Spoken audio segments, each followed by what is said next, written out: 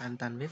Now I'm going to show how to show Wi-Fi password, connected Wi-Fi password or saved Wi-Fi password in laptop or PC. So if you want to do this, please follow my process carefully and watch the video, and don't forget to share my video to your friends. So let's go to the laptop screen. First of all, click Windows plus R or search RUN, then open it or press enter,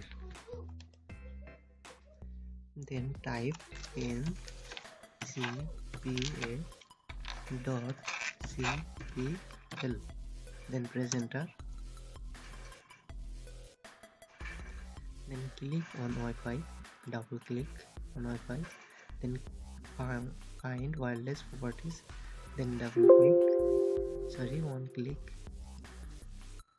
then click and click security, then this is the security key, and click show password, and this is the password 11223355.